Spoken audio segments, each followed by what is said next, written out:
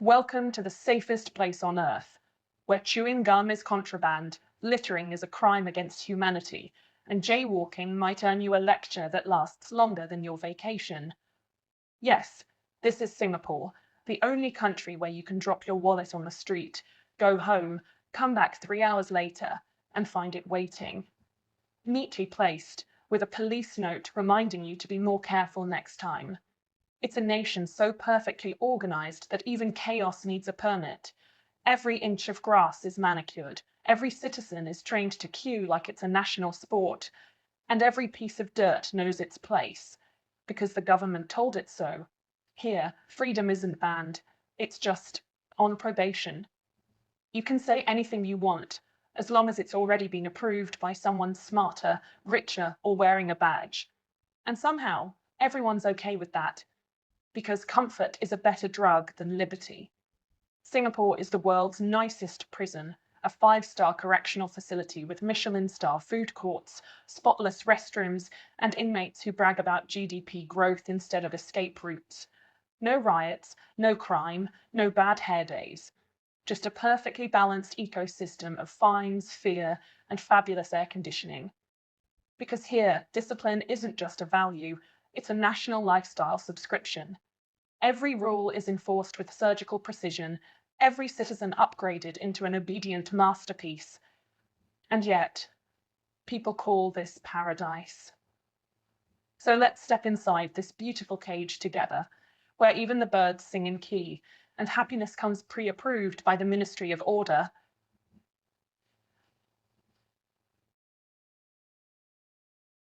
In most countries, discipline is something parents preach and teenagers ignore. In Singapore, it's divine law. People don't just follow rules, they worship them. Try crossing the road when the little red man is still glowing. Instantly, a symphony of collective judgment erupts. Aunties gasp, uncles glare. Somewhere, a civil servant takes notes for your next fine.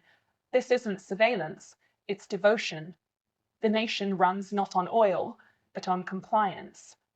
From childhood, Singaporeans are trained to colour within the lines, literally. School corridors have arrows for walking direction, and students bow to teachers as if they're minor deities of order. You grow up learning that chaos is not only undesirable, it's immoral. By adulthood, this conditioning blossoms into national pride. Singaporeans brag about efficiency like others brag about freedom. Why protest, they say, when the trains arrive on time? And they're not wrong. Here, the buses follow schedules written by angels. The streets sparkle like luxury malls. The airport looks like a 5-star rainforest that swallowed capitalism whole. You start to think maybe discipline really is a better ideology than democracy. But then there's the price. When perfection becomes religion, imperfection becomes heresy. Creativity, suspicious, dissent, dangerous, individuality, only if it matches the brochure. Singaporeans don't rebel, they optimize. Even crime here is efficient. No petty thieves, no graffiti artists, just white-collar geniuses who steal politely with offshore accounts. So yes, discipline works. It's clean, it's quiet, it's profitable. But it's also the softest form of control, the kind you thank afterward. Because once you've lived in a place where chaos is extinct, freedom starts to feel inconvenient. Singapore doesn't need walls to keep you in. It just convinces you that outside those invisible bars, the world is dirty, noisy, and unsafe. Welcome to the Temple of Obedience, where order is sacred and happiness is a byproduct of regulation.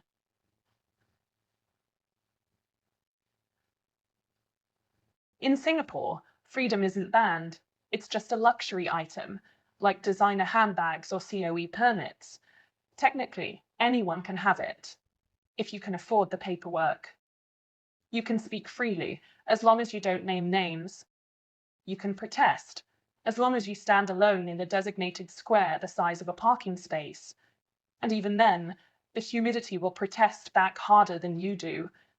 Freedom of expression here means filling out a form, submitting it for review, and waiting 3 business weeks to be told that your opinion has been noted. The irony? Most Singaporeans don't even mind. They'll tell you, freedom is overrated, lah. Why risk chaos when you have efficiency, safety, and bubble tea on every corner? Because in Singapore, comfort has replaced liberty as the national dream. When your streets are spotless, your income predictable, and your air conditioning eternal, freedom becomes something you visit, not something you live. Even art here wears a suit. Painters avoid politics, musicians avoid metaphors, comedians avoid everything. It's not censorship exactly, it's self-discipline, that same old religion. You learn to be funny without offending, passionate without sweating, creative without creating trouble. And maybe that's the most brilliant part. The government doesn't need to control people, it just needs to train them to control themselves. Singapore is what happens when Big Brother outsources surveillance to your conscience. Of course, the outside world still calls this a model nation. They see the clean skyline, the calm citizens, the glowing GDP. But behind every polite smile is an unspoken rulebook thicker than the penal code. And behind every act of obedience is a quiet calculation, the fear of losing what's too perfect to risk. Freedom here isn't a right, it's a membership, renewable annually, with good behaviour. So yes, you're free to speak your mind in Singapore. Just remember to whisper. The microphones have excellent hearing.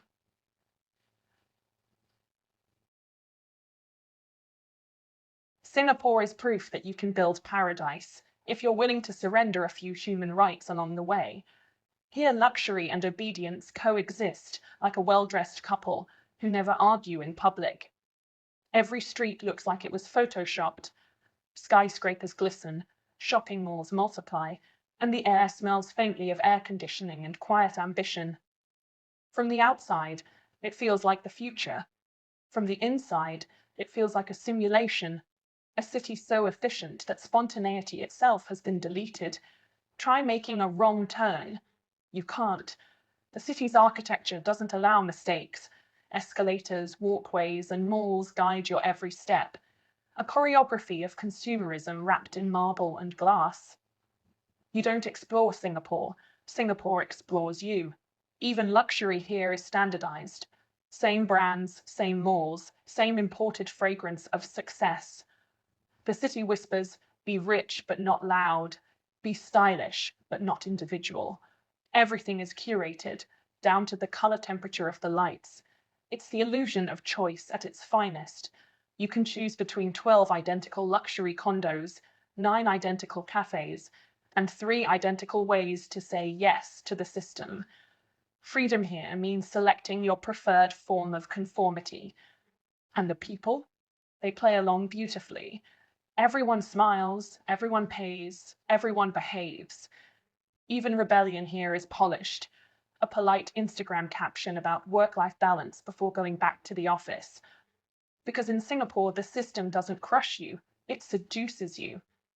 It convinces you that rules are elegance, that order is beauty, and that silence is peace. You don't resist because there's nothing to fight. Every cage here is velvet-lined. The result? A city where citizens live like luxury inmates, perfectly groomed, impeccably behaved, and genuinely grateful for their designer chains. Singapore isn't a dictatorship.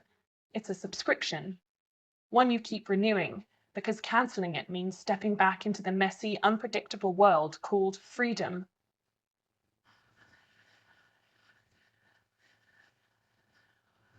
Singapore doesn't leave happiness to chance.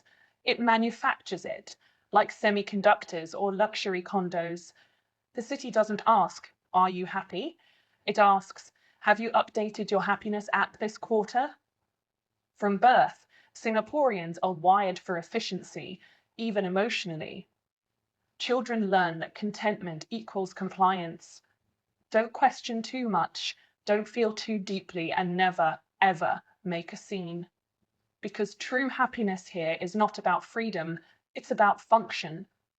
Government campaigns remind you to smile, to recycle, to save money, to get married, to have kids, but not too many. or too late, or too differently. There's a policy for everything, even how to love responsibly. When the state says family values, it's less of a suggestion and more of a software update, and people comply gracefully. They live in clean apartments, eat at sanitized hawker centers, and speak with a calm precision that could make Swiss diplomats jealous. Everyone's pleasant, everyone's stable, everyone's fine. But scratch the surface and you'll sense it. That quiet hum of pressure beneath the perfection. Because in Singapore, being unhappy is not just a personal failure, it's a social error. You can't be miserable in paradise. It would mess up the statistics. So people internalize order until it feels like peace. They work tirelessly, smile endlessly, and convince themselves that joy is something measurable in productivity reports. They've mastered the art of emotional minimalism. Feelings like chewing gum are best avoided in public. And the government? Brilliantly hands off. It doesn't need to enforce happiness anymore. It's automated. The people have become self-regulating, citizens who find themselves emotionally whenever they think too freely. This is the genius of Singapore. It doesn't just control your actions, it calibrates your desires. It doesn't punish rebellion, it deletes the instinct to rebel. So yes, everyone's happy here, because in a nation that designs joy with military precision, even discontent has to file a request form first.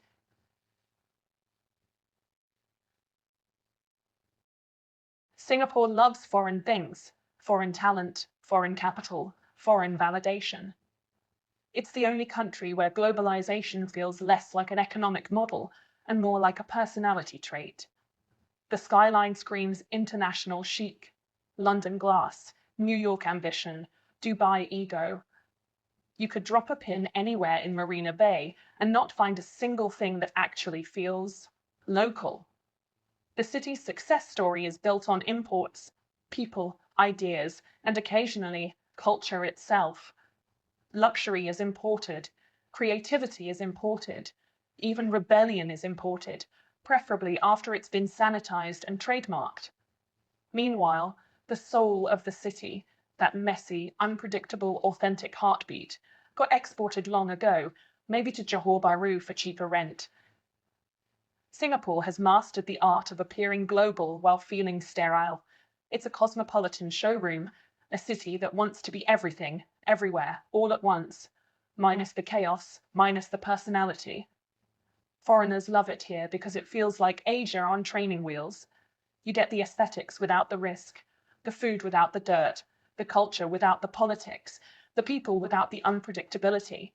It's the safest way to experience exoticism, like visiting a zoo run by Harvard MBAs. Locals play along, proudly fluent in the language of international prestige. They dream in USD, dress in Zara, and think in GDP. You'll never meet a Singaporean who doesn't know their country's credit rating or their latest ranking on a global index. And that's the irony. In chasing perfection, Singapore accidentally outsourced its humanity. In curating an image so flawless, it forgot that beauty needs a few cracks to let the light in. It's a nation where everything is imported, except spontaneity. A country so efficient at attracting the world, it accidentally evicted its soul. So yes, Singapore looks amazing from the outside, but step closer and you'll notice. It's all reflection, no depth. A luxury mirror that never dares to show you what's real.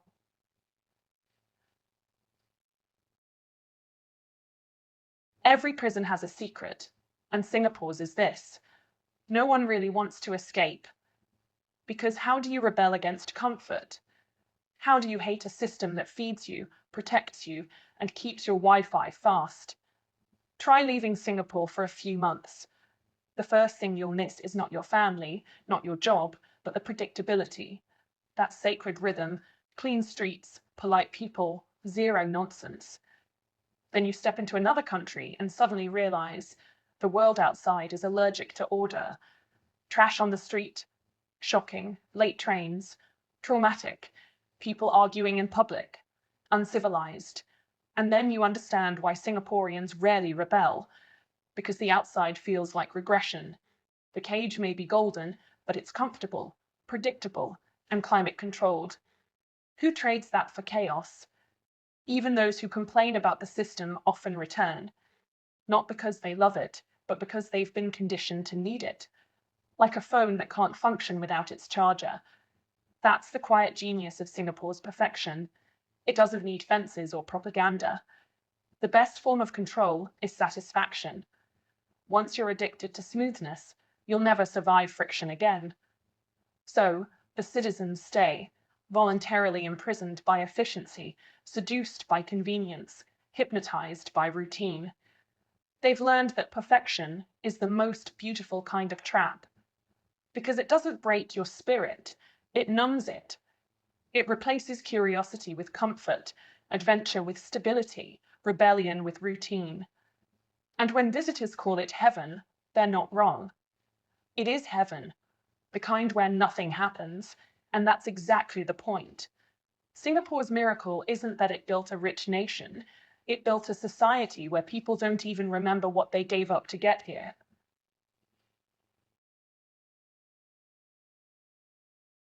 So here we are, in the world's cleanest, calmest, most functional prison, a place where people live longer, work harder, and smile politely while pretending that everything's fine. And to be fair, it is fine. No crime, no chaos, no scandal. Even the air smells like stability. It's utopia with a maintenance plan. But maybe that's the problem. Singapore has solved life so perfectly that living here no longer feels like living. It feels like maintaining an update, a version of existence where everything runs smoothly, but nothing moves you. Freedom isn't always glamorous. It's messy, loud, unpredictable, like real love, real art, real cities. But Singapore's perfection is sterile. It's peace without pulse, progress without poetry. And that's why visitors adore it, because it's what the world wishes it could be. Safe, smart, and soulless in equal measure. Maybe Singapore isn't a prison for everyone. Maybe it's a mirror, reflecting the dream every modern society secretly has: to control without cruelty, to profit without chaos, to silence without shame. So the question isn't, is Singapore too strict? The question is, what if this is the future, and we're all just inmates waiting for our turn? Think about it. You already check in with algorithms, obey invisible rules, and live in sanitized spaces built for efficiency. Maybe Singapore just got there first.